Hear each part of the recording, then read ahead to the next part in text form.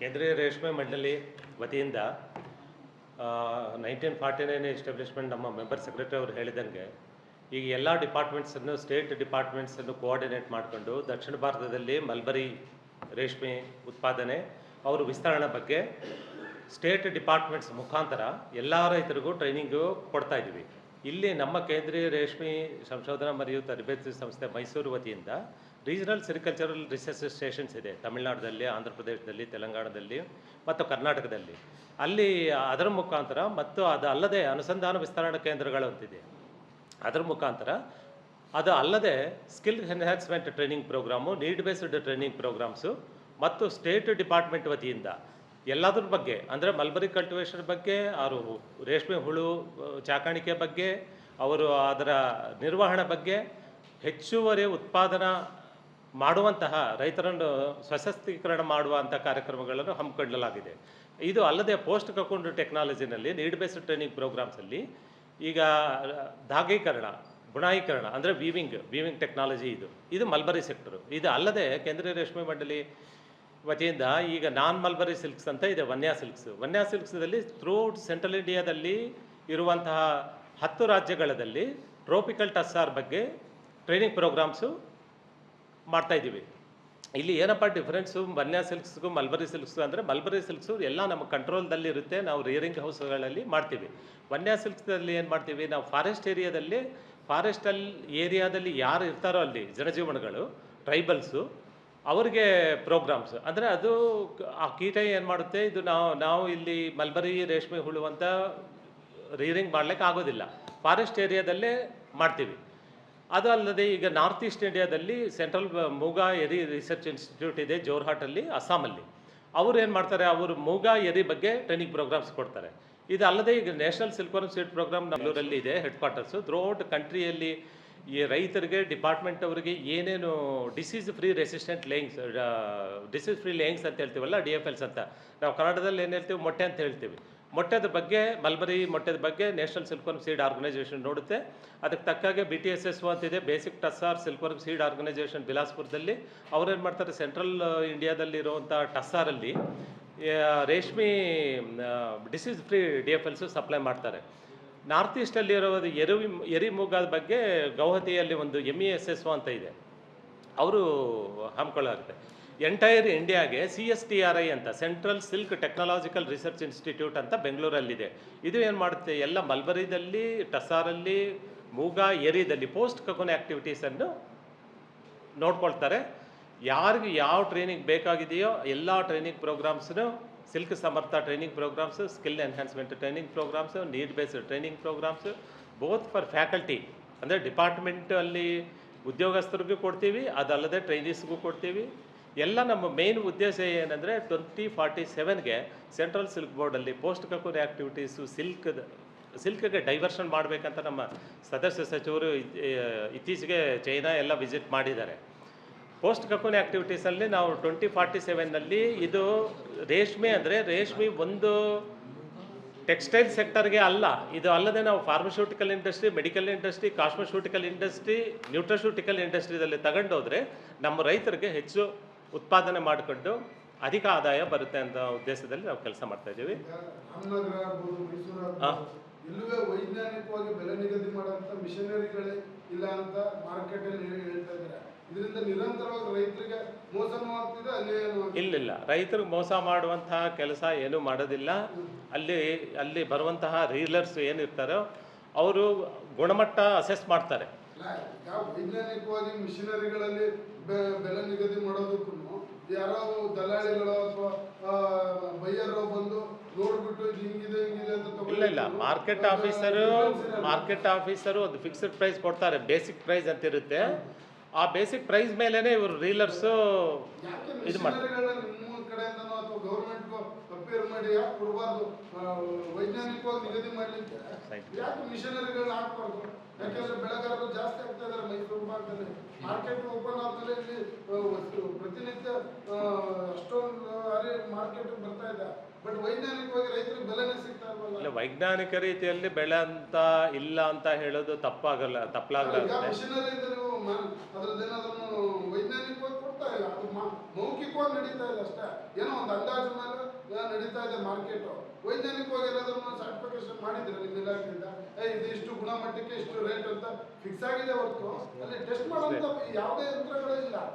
ಯಾವ ಯಂತ್ರ ಇದೆ ಅದು ಅವೈಜ್ಞಾನಿಕಲ್ಲ, ಅವರು ಮೌಖಿಕವಾಗಿ ಹೇಳ್ತಿದ್ದಾರೆ. ಗೂಡಲಲ್ಲಿ SR ಎಷ್ಟು ಇದೆ, ಪಿಪ ಎಷ್ಟಿದೆ, ಕ್ವಾಲಿಟಿ ನೋಡ್ಕೊಂಡು ಅದ್ರ ಪ್ರಕಾರನೇ ರೇಟ್ ಮಾತಲ್ಲಿ ನಿಮ್ಮ ಆಫೀಸರ್ಗಳು ಹೇಳ್ತಾರೆ, ಬೈಯರ್ ಹೇಳ್ತಾರೆ. ನೀವು ಮಿಷನರಿ ಅದನ್ನ ಪ್ರೂವ್ ಮಾಡುವಂತ ವ್ಯವಸ್ಥೆ ಏನಾದ್ರು ಇದೆಯಾ?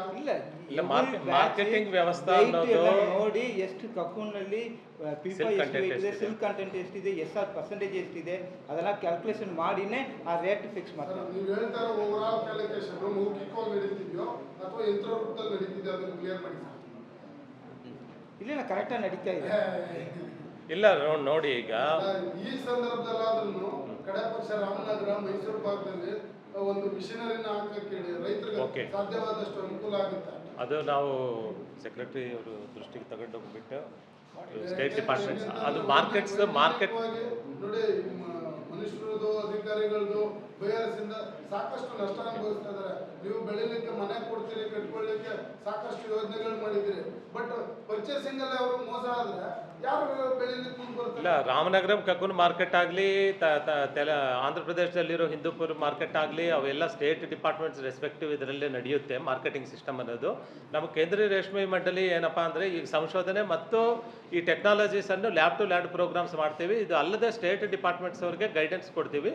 ನಿಮ್ಮ ಕಂಟೆಂಟಿಗೆ ಏನು ಹೇಳಿದಿರೋ ಅದು that we will sort it out in future. But ವನ್ಯ ಸೆಕ್ಟರ್ನಲ್ಲಿ ಏನೇ ಇದ್ದರೂ ನಾವು ಏನೇ ಮಾಡ್ತಾ ಇದ್ದೀವಿ, minimum support price based on the silk ಕಂಟೆಂಟೇ ನಾವು ಮಾಡ್ತೀವಿ ಅಲ್ಲಿ. You will always try to have the best quality of the cocoon at the minimum cost, right? Because you are concerned to your business. Whereas in the case of the quality, that every farmer, those who are doing the steady business since last 20 and 30 years, just by touching the cocoon, they will assess the quality of the product.